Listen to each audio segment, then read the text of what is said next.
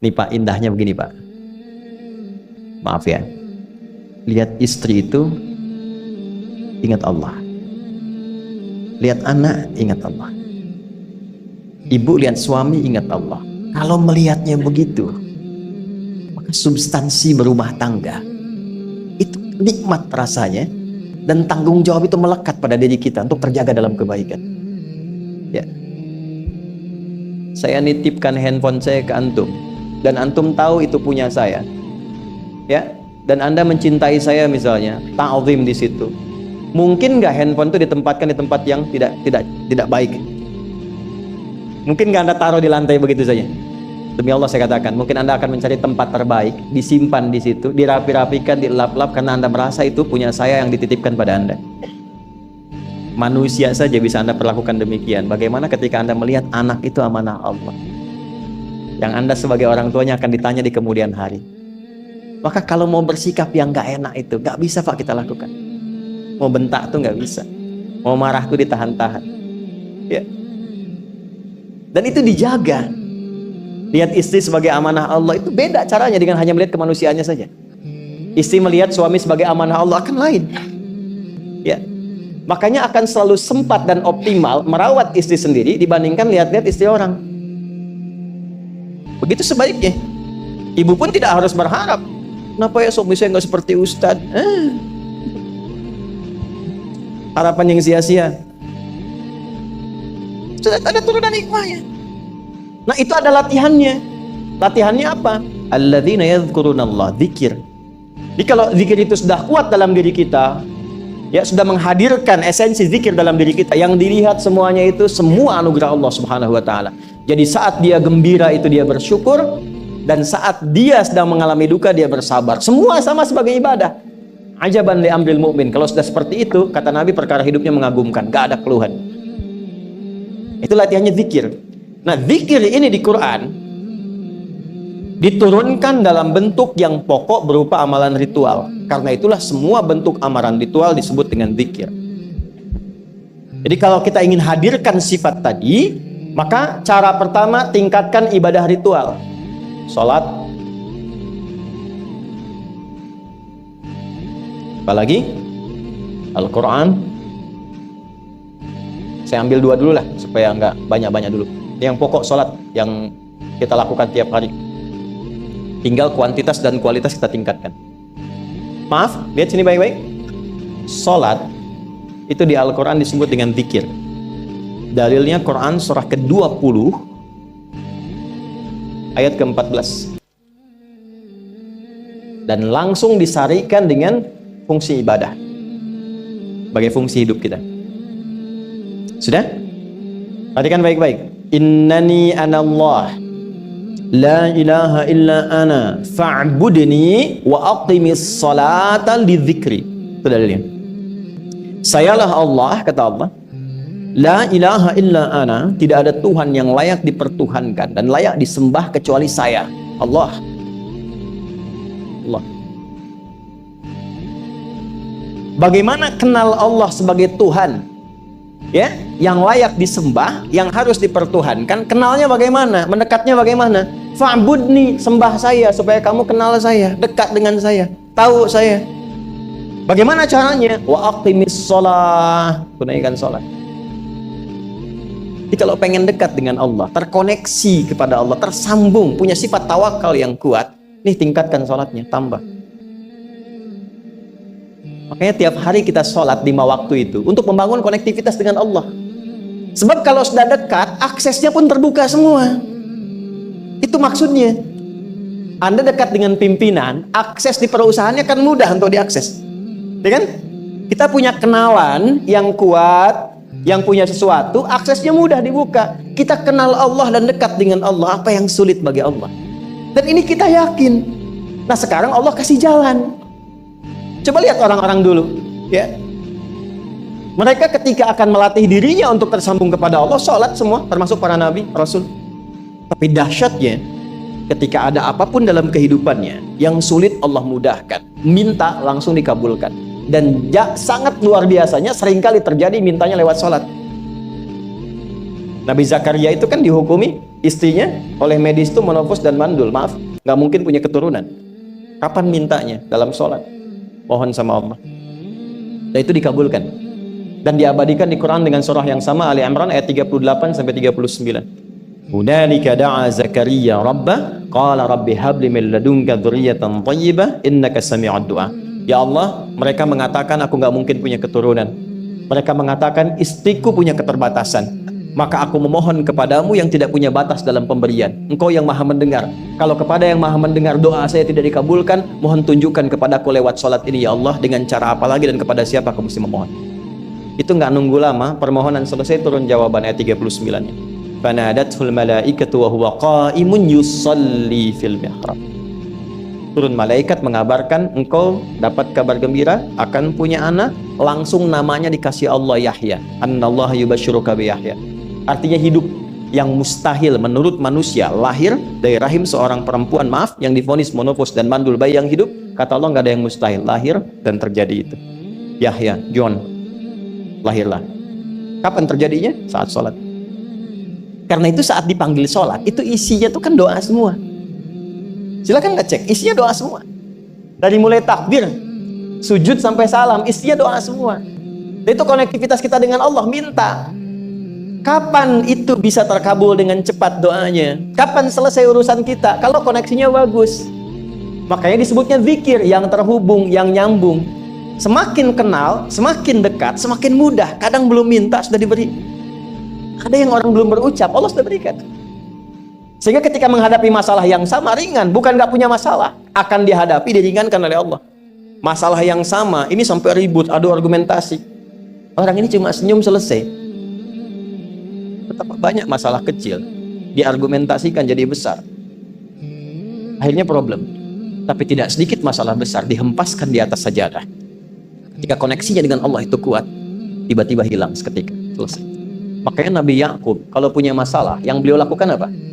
Dia bentangkan sajadahnya, dia sholat, dia mohon kepada Allah. Itu dilestarikan di Quran surah ke-12 Yusuf ayat ke-86. Aku tuh kalau sedang punya masalah apapun, yang aku bangun konektivitas dengan Allah. Innama ashku bathi wa huzni ilallah. Saya curhatnya cuma sama Allah. Ini Pak, ini bagian pertama. Jadi kalau ingin semakin kuat sampai ada masalah diringankan, mau kerja dibukakan pintunya, itu ada jenisnya. Yang pokok ada 5 waktu, 17 rakaat. Yang detil itu ada pada sunnahnya. Dan itu hebatnya dalam Islam. Dijelaskan caranya, disebutkan tujuannya, dan diterangkan hikmahnya. Contoh, kita sekarang jam berapa? Jam 9.20. Di waktu saat ini ada waktu sholat disebut dengan sholat duha. Duha itu dibagi 3. Ada awal duha, penguat zikir, pengganti seluruh bagian zikir di tubuh kita, yang disebut dengan syuruk. Itu kurang lebih jaraknya 1 jam setelah subuh. Jadi kalau tadi 4.45, ya 5.45 menjelang jam 6 itu masuk syuruk. Setelah itu masuk ke jam 8, jam 8 sampai ke kurang jam 10 itu pertengahan duha. Pertengahan duha. Apa fungsinya? Di antaranya mempermudah rizki. Di antaranya. Bilangannya berapa? 2 sampai 4 rakaat bisa dikerjakan. Ya, dan harapannya apa? Bukan pada rizkinya. Ya, jadi jangan sampai motifnya cuma sekedar ke duniawi, kurang tepat. Kenalkan kepada Allah, nanti biarkan janji yang disampaikan oleh lisan Rasulullah itu terjadi. Ya, jangan pada rizkinya, ini terbatas, cuma sampai situ. Tapi kalau kita minta sama Allah, dikasih jalannya tuh dari sisi yang tidak kita duga. Anda berhitung, Allah kasih hitungan. Anda tak berhitung, Allah kasih apa yang tidak pernah Anda hitung sebelumnya. Itu poinnya. Maka lakukan sholat, dekati, itu yang disebut sholat duha. 2 rakaat, tambah lagi 2, untuk kenal Allah. Kalau sudah merasakan dekat, sudah nyaman, sudah enak, muncullah kemudian kesan dalam hati, terserah Allah mau kasih berapa. Yang penting sudah enak, sudah damai. Di titik itulah kemudian Allah limpahkan dari apa yang nggak pernah kita duga sebelumnya. Tiba-tiba keluar, kok ada telepon, dapat proyek, dapat macam-macam. Tapi tujuan sholatnya bukan untuk proyeknya, buat kenal Allah, ulul albab ini. Kalau cuma pengen lancar, baru serabutnya. Kalau cuma pengen lulus proyek, itu baru daging luarnya. Ulul albab itu kenal Allahnya, sehingga dia tahu akses intinya tuh itu. Itu poinnya. Dan gak mahal. Emang kalau sholat duha di Anur bayar Pak? pakai biaya. Baiknya luar biasa. Sudah? Satu. Kalau mau lagi misalnya, ini yang paling dahsyat nih. Dibimbing kita sampai ke posisi terbaik di apapun itu. Jadi ayah terbaik, ibu terbaik. Ya, jadi karyawan strategis, di militer terbaik. Terbaik tuh gini, di tempat terbaik yang memuliakan tuh makom namanya. Makanya kuburan sering disebut makam kan? Ya kan? Maksudnya apa? Maksudnya Anda selama hidup berkaryalah yang baik, ibadah yang benar, sehingga Anda wafat pun terhormat. Ya, kata makom itu pertama kali di Al-Baqarah ayat 125, makom Ibrahim. Ya. Ketika Allah sampaikan dalam Al-Qur'an, didapatkan di situ makom Ibrahim, wa idz ja'alna al-baita mathabatan lin-nasi wa amna wattakhidhu min maqami Ibrahim. Makanya kalau kita tawaf itu dari mulai Hajar Aswad kan sampingnya dekat sekitar 5 meter ada makam Ibrahim kan? Itu tapak kaki pertama beliau meninggikan pondasi Ka'bah dan di situ diabadikan kemuliaannya sampai beliau wafat. Dikenal sampai sekarang. Ya, setelah sekian abad. Jadi kalau kita ingin terhormat dan masih dikenang sampai kapanpun itu makom namanya. Tapi ada cara yang lebih hebat. Anda di posisi itu, lawan pun mengakui memang Anda yang pantas ada di situ. Itu namanya makom mahmuda. Makom mahmuda. Siapa yang bikin urutan 100 tokoh paling berpengaruh di dunia? Siapa? Saya tanya, yang nulis siapa namanya? 100.000? 200.000? Dia mencari langsung di Google tuh. Lambat mas, waktu habis. Michael Chart. Dia yang nulis, maaf ya. Urutan pertamanya siapa? Muhammad SAW. Yang nulis itu muslim atau bukan?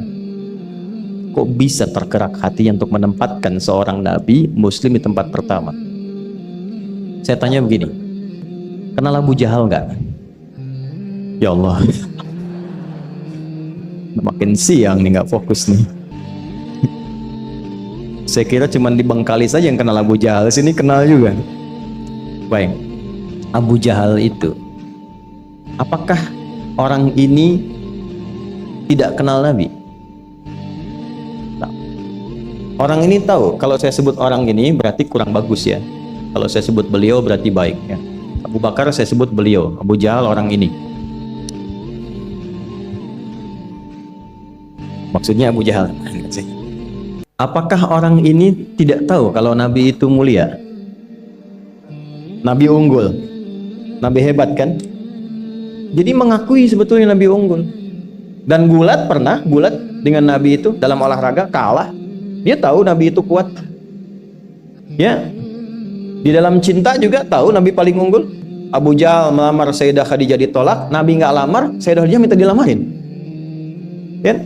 Dari sejak itulah dia nggak mau tahu semua yang dari Nabi, pokoknya semua harus jelek. Walaupun dia tahu itu baik. Nggak kenal, sampai nggak menanamkan pada dirinya nggak ingin kenal kebaikan Nabi, nggak ingin kenal pada sesuatu, itu jahlun namanya. Jadi kalau ada mbahnya yang paling bodoh yang nggak pengen tahu, itu Abu Jahal namanya. Maka sejak saat itu orang ini disebut dengan Abu Jahal. Tapi Abu Jahal pun itu meyakini kebenaran kekuatan Nabi, cuman karena iri saja. Gitu. Tapi dia nggak bisa nolak. Menilai seseorang di tempat terbaik yang kita nggak bisa nolak dan mengakui memang dia orang yang terbaik, itu namanya makom mahmuda. Tahukah Anda, jalan untuk mencapai makom mahmuda itu nggak akan mungkin kita dapatkan kecuali mendekati yang punya semua makom, yaitu Allah Subhanahu wa Ta'ala. Dan jalannya lewat sholat. Itu lewat sholat. Tapi karena ini levelnya istimewa, tingkat tertinggi, ya prajurit pengen jadi komandan terhebat yang diakui, nggak ada orang nyoal. Di kepolisian pengen jadi pimpinan yang baik dan semua mengakui sehingga nggak ada yang nyoal. Di perusahaan pengen jadi pimpinan yang ideal, ya semua mengakui, nggak ada yang nolak. Itu makom mahmuda. Jalannya apa? Ternyata nggak pakai uang, nggak pakai koneksi-koneksi yang tidak jelas. Koneksinya dibangun dengan Allah sehingga Allah melembutkan hati semua orang itu untuk menetapkan dia yang terbaik. Sholat. Karena levelnya tinggi, dinaikkan dari sekedar sholat fardu, ditempatkan di waktu yang tidak biasa, butuh pengorbanan, butuh perjuangan, namanya tahajud. Turunlah Quran surah ke-17 ayat 79 sampai 81 itu. Quran surah ke-17 ayat 79 sampai 81. Itu poinnya.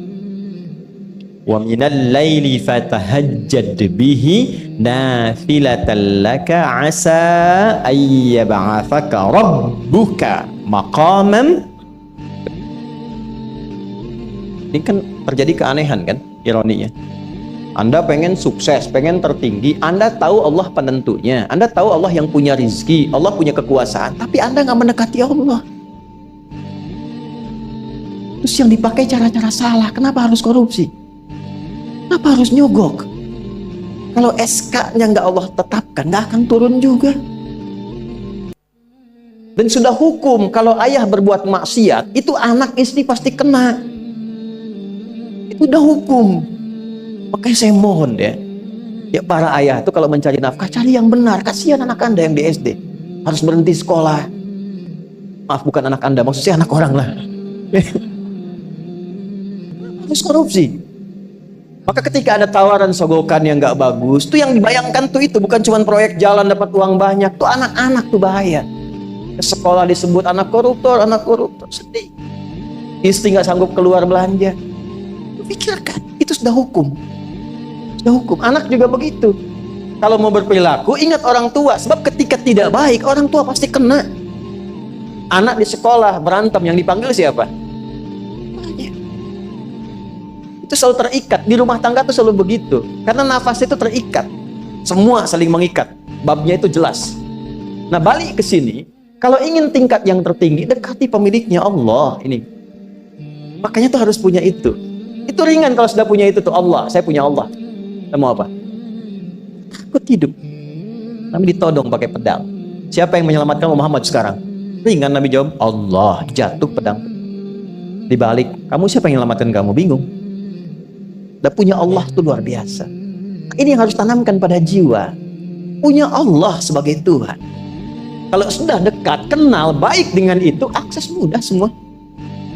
Dan yang paling indah itu apa? Menerima apa yang Allah tetapkan. Hari ini nggak dapat, alhamdulillah. Saya masih dikasih jalan. Alhamdulillah, besok belum dapat. Ada akumulasi, paham? Nah itu nggak mungkin bisa dapat rasa itu. Salah satunya, ikhtiarnya apa? Nih tahajud. Dan hebatnya kenapa sholatnya disebut tahajud? Tidak disebut sholat hajat. Ada hajat, ada tahajud, beda. Hajatun, hajada, hajadun, ada tahajjada ya tahajjud, tahajud, beda. Tahajud situ aja. Ini sengaja nggak saya hapus nih. Mana staf saya? Oh, foto nih ya. Saya hafal insyaallah. Tahajud. Asalnya dari kata hajada, gini, ha, jim, dal. Ditambah ta di depannya, lalu ada tasydid sebelum akhirnya. Nih. Ini akarnya 3 huruf, ha, jim, dal. Hajada itu asalnya bangun dari tidur malam. Tidur dulu, lalu bangun setelah itu. Itu hajada. Pelan-pelan. Paham sampai sini? Kita teruskan. Kalau kita ingin berusaha untuk bangun, mengoptimalkan diri untuk bangun, maka tambahkan tak di depannya. Berusaha untuk mendapatkan atau mencapai sesuatu. Kalau yang kita akan lakukan itu tidak mudah, nggak gampang bangunnya, sehingga butuh rencana, butuh persiapan, ya kan? Maka tambahkan tasydid sebelum huruf akhirnya. Dari kata syiddah, apa yang mau dikerjakan ini nggak mudah. Memang pengen bangun itu jam 3. Tapi kan nggak tiba-tiba ujuk-ujuk bangun jam 3, belum tentu. Ya kan? Kita harus rencanakan dulu supaya bisa bangun. Saat bangun tuh siap, bukan cuman bangun. Bangun jam 3, salatnya 4:30, ya kan jauh. Maka untuk bangun jam 3 itu butuh persiapan, nih syiddah. Maka rencanakan. Pasang alarm 3 kali. Misal yang ikhtiarnya jam 2, jam 2.15, jam 2.30. Alarm jam 2 untuk mematikan alarm yang kedua. Gitu kan? Yakin saya Anda kalau pasang alarm malam tuh nggak 1, yakin? Itu Bangun, ceklek, mati. Minimal ingat akan ada alarm berikutnya kan? Patah. Allah itu sudah tahu modus-modus kita itu. Karena alim maha mengetahui. Detailnya kan kita lakukan kan Allah sudah tahu. Alarm yang kedua, membangun kesadaran paripurna. Peringatan kedua. Kalau pengen bangun, enggak tertidur. Maka ketika sampai pada alarm ketiga, sudah sadar kita. Papa Bu, alhamdulillah. Lebih baik telat daripada enggak sama sekali. Bangun. Ini. Kalau kita tarik ke implementasi hidup, pengen level tertinggi itu butuh perjuangan. Latihan dulu, kan?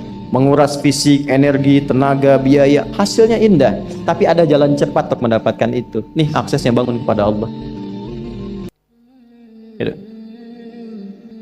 Kalau kita tingkatkan ini, itu luar biasa. Jadi itu. Jadi. Nah, kalau ini terus ditingkatkan, terus tingkatkan, nanti membangun value yang terasa. Ada nilai-nilai yang terasakan, kita merasa lebih dekat dengan Allah. Yang biasanya tadi dipanggil azan baru ingat sekarang, baru selesai subuh udah ingat isya. Nanti isya bagaimana? Itu kan urutkan. Tapi tetap zuhur juga, zuhur, asar, maghrib, isya. Waktunya kenal jam berapa. Bahkan dipetakan, saya nanti akan ke sini, masjid yang terdekat di situ. Jadi lihat peta itu, ya lihat peta jalan. Saya nggak sebut nama supaya nggak endorse. Itu lihat peta jalan.